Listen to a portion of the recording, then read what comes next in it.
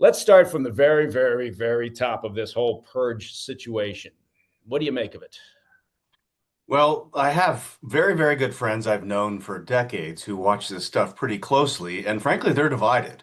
And I lean more on the side that this is just Xi not really being completely comfortable in his own skin and just sort of trimming the herd as much as he feels necessary to stay in power. So some of my friends say that this is him exercising control because he's at risk of being deposed. I'm more of the mind that bad leaders stick around a lot longer than people estimate or want.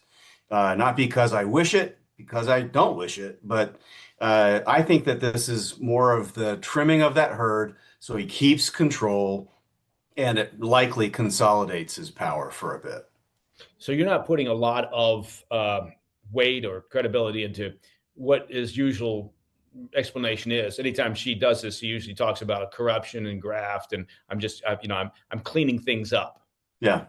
Well, I mean, if this is a giant mafia, and sort of the first point of entry in joining any mafia is committing a crime. And so everyone who's in the mafia has dirt on them, and the boss gets to choose when and how to use it against them.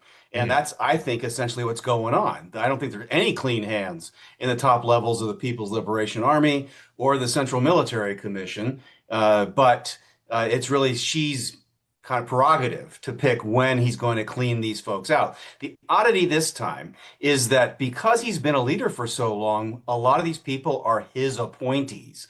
So when he was doing it in the early stages, it was seen as thinning the herd so that he could get his own people in. Now he's cleaning some of his own people out.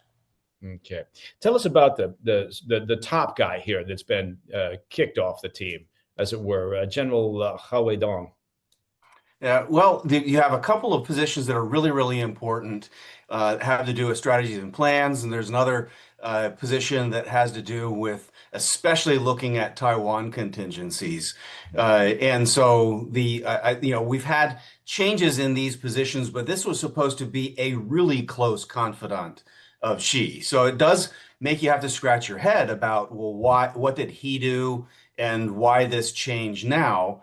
But frankly, we just don't have sufficient visibility in to get a sense for what difference this will make, especially until you see how the new person actually does things. Is there any change other than the name, rank, and serial number of the person who swapped in? Is it the case that this fellow, General Hao Dong, is he has he been one of Xi's guys? Was he appointed by Xi? Yeah. Yeah, but basically, I'm told he's been a loyalist for a very long time. He was sort of assumed to be very, very trusted by him. But I guess, he came up through a system that is going to taint you along the way. And for whatever reason, I don't know if she is getting paranoid or if he's feeling pressure to change the chess pieces.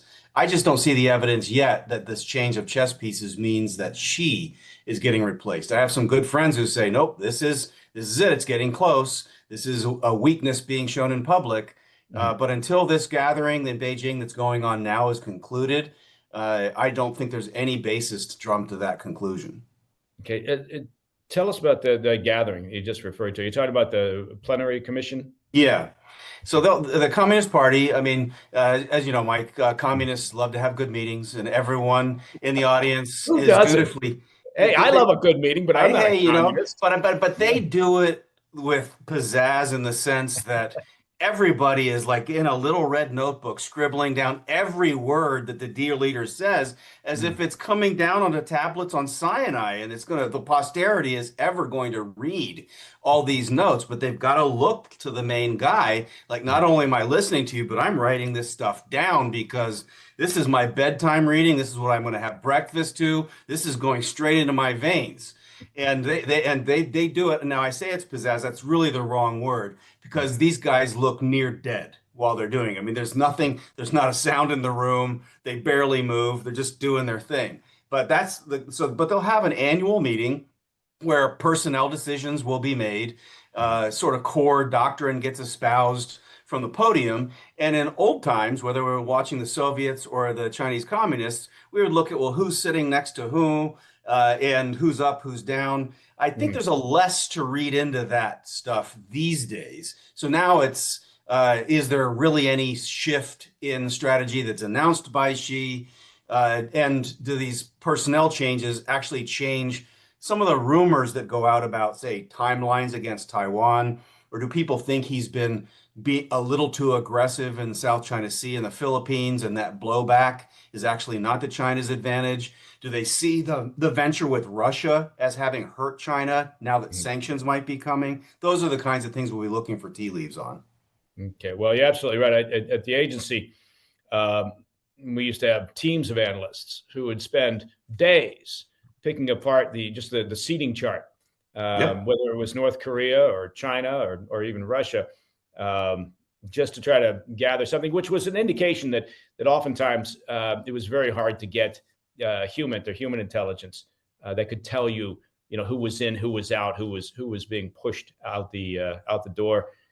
So let me ask you this: with the plenary, with a meeting like this, is it completely top down? Meaning, when you talk about people who get voted in, or positions changing, or policies being confirmed or stressed, does that all come in from Xi? So everybody else is basically just scribbling in their red book, and they're serving very little purpose.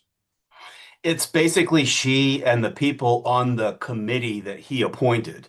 And over time, those are all people he has significant power and influence over. So on the Central Military Commission, there are other members of the commission. Technically, they would vote, and they're probably playing a role in setting whatever the agenda is. They might be able to sort of steer the aircraft carrier a degree or two, but like an aircraft carrier, it's not changing fast, and no one of them is going to be able to have enough weight to make significant change. So I think we're looking at orders of magnitude like that, where there might be some influence.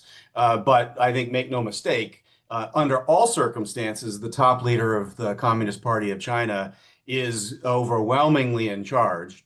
And Okay. sometimes what they call the collective leadership, there can be divisions and pulls to the left, to the right. Deng Xiaoping famously presided over supposedly divided government on that. And when you look back in retrospect, there was a maniacal consistency to the outcomes, which makes me doubt that there was really all this tug of war. But in real time, we felt like there was these reformers and hawks and all of that. Today, this Yeah. is all basically Xi, and it is basically all top down. Hey, thanks for tuning in.